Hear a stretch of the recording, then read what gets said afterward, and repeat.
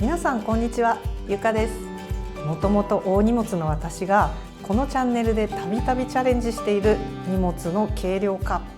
今回はこれ以上ない小荷物で0泊2日の香港に行ってきます。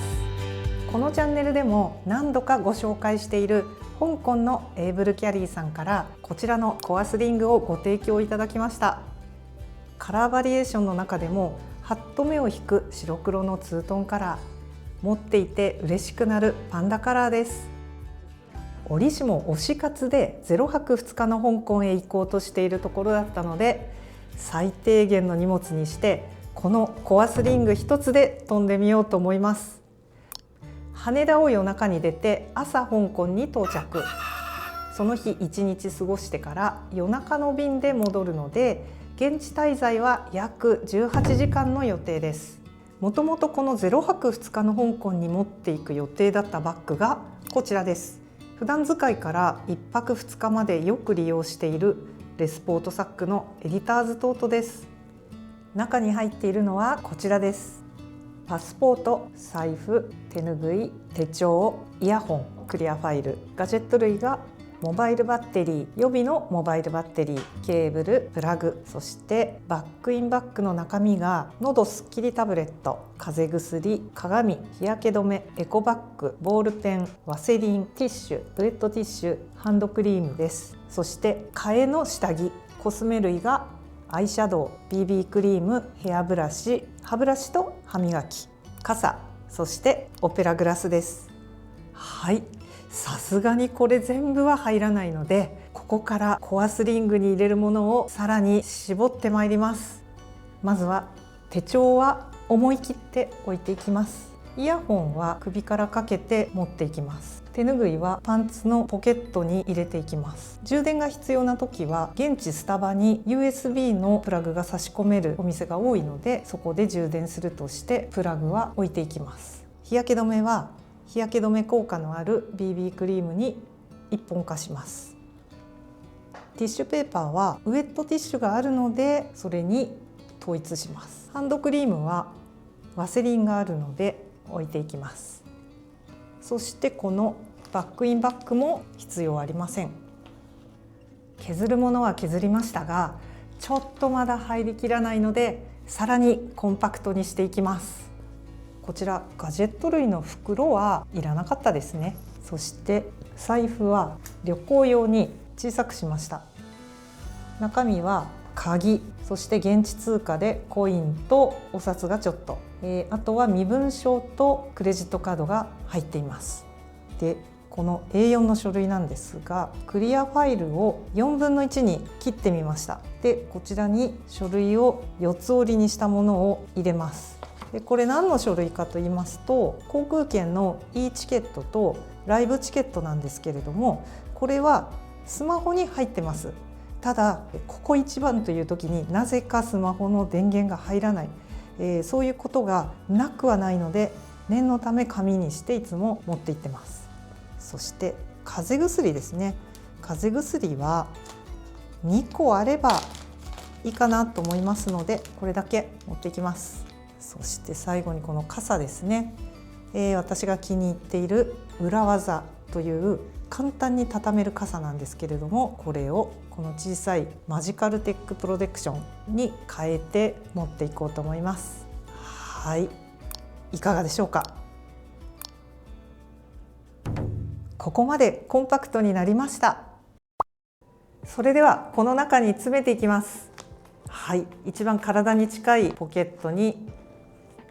パスポート、そして財布です。前面のポケットにループがあるんですけれども、やっぱり海外に行くときは一番体に近いポケットの方が安心なので手前に入れていきます。そしてファイルを着替えですね。一番大きいポケットに一番下に傘を、こちらの包めるエコバッグ、そして一番手前のポケットにガジェット類を入れます。予備のバッテリー、バッテリー、ケーブル、はい、そしてこのメッシュポケットにボールペン、最後にオペラグラスです。はい、結構パンパンですけど入りました。コスメ類はまとめていましたが、国際線の保安検査場では液体類を分けておかなければいけないため、こうやって別の袋にしておくと楽かもしれませんね。香港はコンビニがたくさんあるので、いざという時に頼れると思うと気持ちがちょっと楽なんですよね。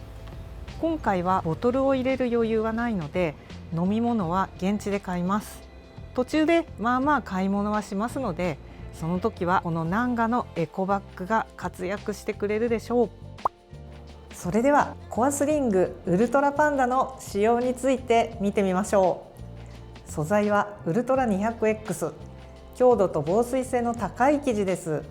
格子状に補強ファイバーが入っていて強度が高く、防水フィルムでしっかり水を弾きます。止水ジッパーも横から入る雨から守ってくれます。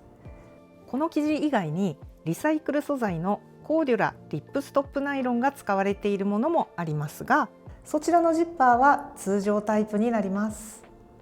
全体的に型崩れしにくい非常にかっちりした作りになっています。底面は A フレックスという仕組みで、畳まれたマチが荷物の量に合わせて多少広がるようになっています。内部はポケットや仕切りが非常に多いので、はい、こんな感じですね。細かいものも小さな袋に小分けする必要がありません。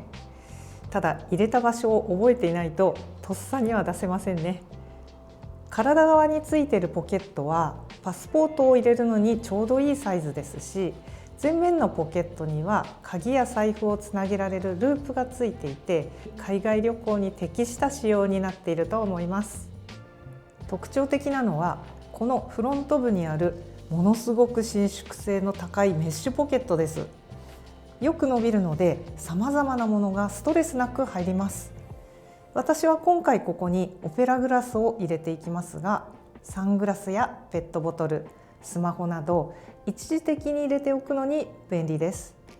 街歩きで頻繁に脱ぎ着する薄い上着やストールなどもこんな感じでガサガサっと入れておくことができるので、見た目以上に使い勝手がいいんです。一度使うと良さがわかります。ただしファスナーはないので盗難や落下には気をつけてください。しっかりした厚みのパッド入りショルダーハーネスもクッション性が高くて肩に食い込まないのでいいですよね。取り外しのできるバックルがついているんですが、外から見えない位置に配置されているのですっきりとしたデザインになっています。本体にはループが横と上についているので、好みのスタイルに合わせてストラップの位置を調節することができるのもいいですよね。身につけるときはストラップを短くしてショルダー風に、そして長くして斜め掛けにできます。私はどちらかというとショルダー風の方が好きかな。ちなみにこのショルダーハーネスは単体で購入することもできます。カラーは4色展開で、このウルトラパンダ、ウルトラブラック、フィールドグリーン、ミッドナイトブルーがありますが、やっぱりこのパンダカラーが個性があるというか愛嬌があっていいですね。このウルトラの名が付くパンダとブラックがウルトラ 200X 素材で、残りの2色がコーデュラー素材になります。そして今年出た無印良品の新商品、撥水リップストップミニショルダーバッグも同じような使い方ができそうです。コアスリングと比べると薄手でサラサラした柔軟性のある素材です。特徴はそこにあるここですね、ファスナーを開閉して容量を調節できます。はい、広げると結構マチが広いんですよね。はい、でこちらに今回の荷物を詰めてみましょう。それでは大きい方に傘を入れましょうか。